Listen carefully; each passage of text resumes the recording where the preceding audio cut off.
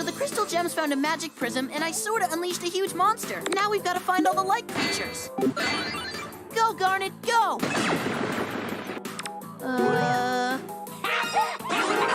Attack the light!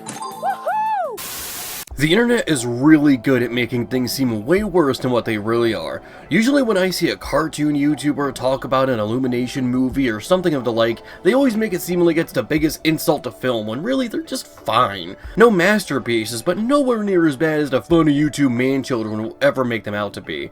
But I guess getting views from the typical blank is garbage and here is why, or I watched blank so you don't have to, is far more important than being genuine and honest to your audience as a self-proclaimed reviewer. You all totally missed a point that the Angry Video Game Nerd is a parody of nerds who take video games too seriously, and James Rolfe isn't actually that mad. Ass! Fuck!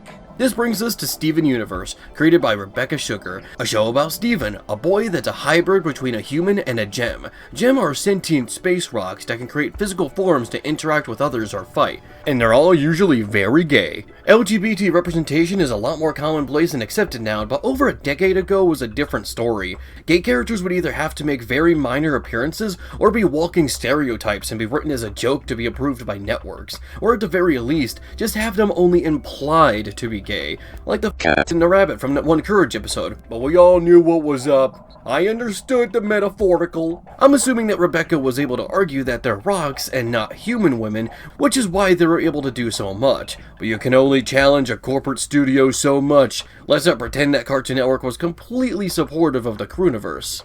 But still, the impact was made. I genuinely believe that Steven Universe helped to normalize LGBT representation in media. Would the characters we see in later shows still be able to be as open as they were if Steven Universe never existed? Maybe, but you can't deny the impact that the show made, and minus some issues that the schedules or the studio presented, and maybe some minor flaws the crew may have overlooked, Steven Universe was a great show. Future is a little more debatable. Sorry, I just didn't like it, but that's a discussion for another day, maybe. Steven Universe came out in 2013. This is when Flash was slowly getting less support due to the rise of the App Store, so a lot of the shows that came out during the 2010s weren't able to get as many Flash games as cartoons during the 90s or the 2000s, but here's just 4 I could find. Heap of Trouble, what the fuck is that? Steven is apparently a hoarder as he has too much stuff, so it's time to pack it all away. As someone who's currently in the process of unpacking and putting some stuff into storage, I can understand why Steven looks in distress here. What do I do?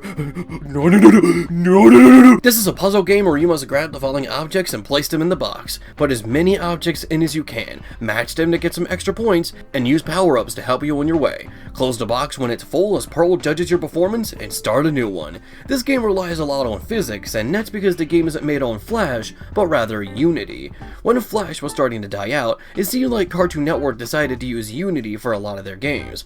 I've heard that many studios were preparing for Flash's downfall during the 2010s, hence why near the end of the era, most of their games made in Flash were taken off the site. Keep in mind, this was before the Flash player was shut down in late 2020. It's a pretty standard puzzle game. I had more fun just tossing the objects around than placing them. The physics can screw you over from time to time, but overall, not a bad game. Goat Guardian. You remember the episode about Steven, Pearl, and Amethyst climbing a massive mountain in the sky as Steven begs for them to fuse into Opal because all he wants to do is see you turn into a giant woman? Having a game centered around Opal and shooting arrows sounds fun. Let's make it about the goat instead. Goat Guardian is a puzzle platformer where you must guide Steven across the stage to reach Steven Jr., Super Meat Boy for the gays. Every time you step off a platform, it disappears, making the journey a bit more difficult. Sometimes you have to wake Steven Jr. up, so you have to get the pieces to form a golden apple for him to eat. Each level also has the 3 gems that represent Garnet, Amethyst, and Pearl. They aren't required to beat the stage, they're simply there for completionists. Sometimes you might have to deal with the bird monster that used to be a sentient being that was horribly mutated by war commentary. Are you one of those people that think that everything is political? Nah, I just think that commentary is neat. It's strange that they decided to make a game about this rather than Opal. Heck, it's weird that many of these games have nothing to do with the gems or their powers, but this is still a pretty alright platformer nonetheless. Spike Squad. Beach City always seemed like a fun place to live. You've got a full beach, amusement park on a boardwalk, friendly people, and nightmarish creatures attacking every week. or several months depending on when Cartoon Network wanted to release the episodes. You remember that?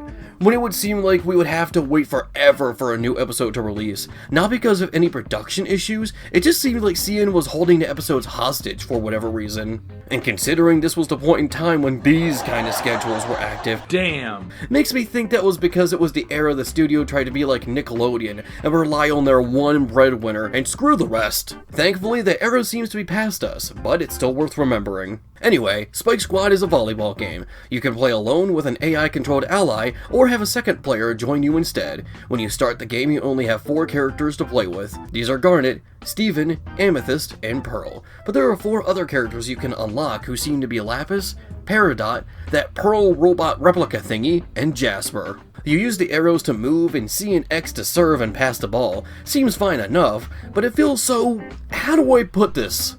Off. Sometimes I press the pass and the ball goes right through me, even though I'm standing right under it, but the opponent is able to pass it despite it being farther away from them. Is it a weird timing thing? Am I doing it wrong? Look man, I'm able to admit when I'm wrong. That's because he usually is so much that there's no point in denying it anymore. That's until I became a cynical adult and realized I was right on most things all along, but I'll save that for my therapist. So you know what? I'll say it. It can't be me because I can't get past the first match. Though this game still visually looks good, and I don't mind losing because someone had a lot of fun drawing Garnet here. Damn, girl. Nice mass. Sword Dancers. You play as Connie while sword training. You go in several one-on-one fights against different enemies. You attack with X, but every once in a while you have to change your stance by pressing Z, or alternatively, you can use the up and down arrows instead. Honestly, this game is a lot more challenging than it seems. Every enemy is just as strong as you are, and each one will need to be handled with caution. Time your attacks right and know when to switch stances. One thing the game doesn't tell you is that you also have a dodge. Double tap either left or right to quickly move in that direction. This is way more helpful than you think. Dark Souls, for the gays! One thing I wish they had was some way to counter attacks. Some enemies, especially the Connie replica, have just as fast attacks as you. Timing attacks is one thing, but sometimes it feels like there's very little you can do to defend yourself, though I could be missing something. I have to say that this game is probably one of the best looking Steven Universe Flash games. It no doubt rivals Spike Squad in presentation. This game seems like a really fun one to master, but maybe not a fun one to play casual. Usually I try to do 5 games per theme with these flashbacks, but as Steven Universe came in 2013 and Cartoon Network was preparing for the death of Flash, this series doesn't really have as much as others do. Not only this, but some games on the Flashpoint player sometimes have a hard time loading, whether that be with Unity or Shockwave. It's a bit more of a gamble when it comes to that. Maybe there's a newer version of Flashpoint that fixes these issues? I'm not sure, so sorry that this episode will have to be a bit shorter than the rest. Next time, I'll avoid post-2010s properties for the series. Besides, this is a 2000s nostalgia channel anyway. Get out here, you little scamp! Leave!